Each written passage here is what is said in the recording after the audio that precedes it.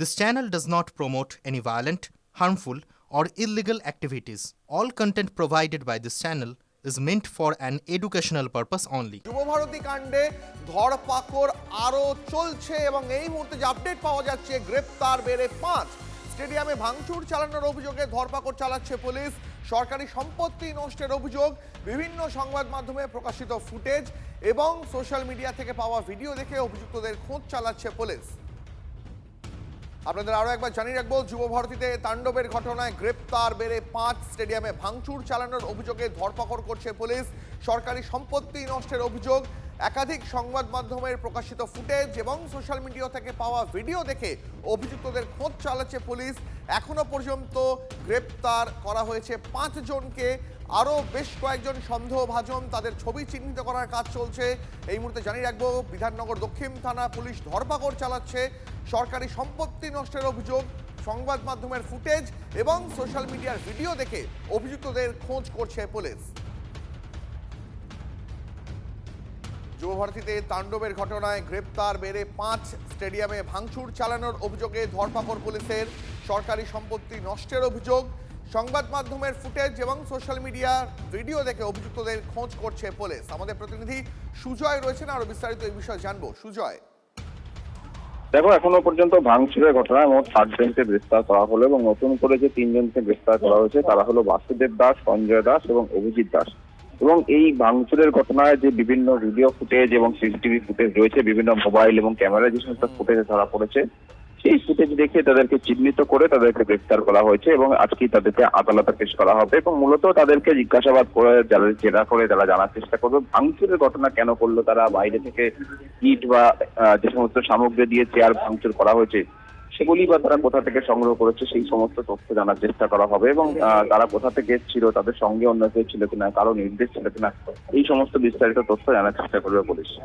বুঝতে পারছি সুজয়, ধন্যবাদ। এই মুহূর্তে নজর রাখবো মুর্শিদাবাদের হরিহর পাড়ায়, সেখানে আগ্নেয়াস্ত্র সহ গ্রেপ্তার 1 জন। বাজেয়াপ্ত একটি দেশি পিস্তল এবং 3 রাউন্ড গুলি। ধৃত মুস্তাকিম শেখের বাড়ি হরিহর পাড়াতেই। আমাদের প্রতিনিধি কৌশিক এই গ্রেপ্তারের বিষয়ে আরো বিস্তারিত জানাবেন। কৌশিক, পুলিশ কিভাবে এই যে বাজেয়াপ্ত যে দেশি পিস্তল এবং 3 রাউন্ড গুলি সহ যে মুস্তাকিম শেখ ধরা পড়েছে তাকে ট্র্যাক করতে পারলো? দেখো, যেটা গোপন সূত্রে খবর পেয়েছিল এবং সেই হরিহরপাড়া সদানন্দপুর গ্রামে এলাকায় তল্লাশি চালায় এবং সেখানে তল্লাশি চালাতে কিন্তু এই দেশি পিস্তল ও 3 রাউন্ড গুলি উদ্ধার হয়েছে। তবে কি কারণে মজুত করা ছিল তা স্পষ্ট নয়। তবে যে কলাবাগান এলাকা, সেই কলাবাগান এলাকায় কিন্তু ঘোরাঘুরি করছিল এই আগ্নেয়াস্ত্রগুলি নিয়ে এবং সেগুলি মনে করা হচ্ছে যে অন্য কাউকে বিক্রি করতে, অর্থাৎ হস্তান্তর করার প্রক্রিয়া চলছিল, সেই সময় কিন্তু তাকে গ্রেপ্তার করেছে। তবে এর আগে হরিহরপাড়া এলাকায় যেভাবে আগ্নেয়াস্ত্র উদ্ধার হয়েছে তাতে বড়সড় চক্র আছে বলে মনে করছে পুলিশ এবং সেই বিষয়ে তদন্ত শুরু। বুঝতে পারছি কৌশিক, ধন্যবাদ। আর অন্যদিকে জঙ্গলমহল এলাকা থেকে উদ্ধার হচ্ছে কার্তুজ। পশ্চিম মেদিনীপুরের আজনাশুলি গ্রামের ঘটনা। স্থানীয় সূত্রে খবর, আদিবাসী কয়েকজন মানুষ ইঁদুর ধরার জন্য মাটি খুঁড়ছিল, তখনই উদ্ধার হয় এই অস্ত্রগুলো।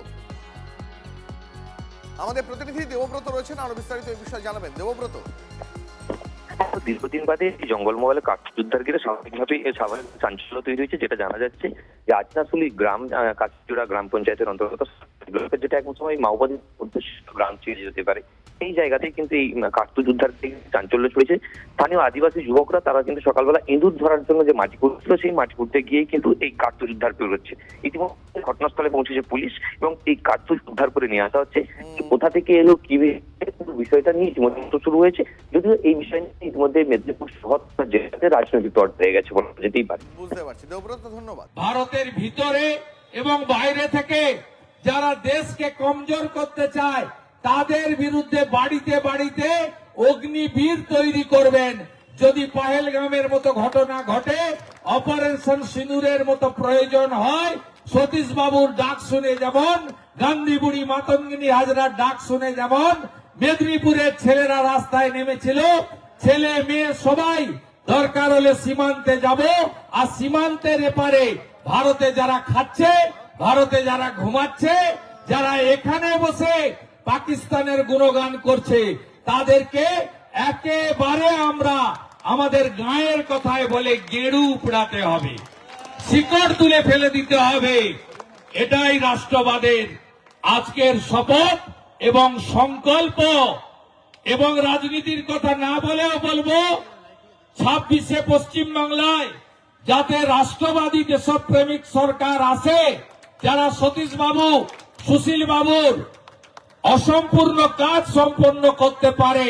হলদিয়ার উদ্বাস্তুদের কান্না, শ্রমিকের কান্না, শিল্পে খরা আমরা যাতে মুছিয়ে দিতে পারি, এই প্রার্থনা রেখে আপনাদের সকলকে আগামী 25শে ডিসেম্বর ভারতরত্ন অটল বিহারী বাজপেয়ীর জন্মদিন, সুশাসন দিবস, সঙ্গে তুলসী পূজন দিবস।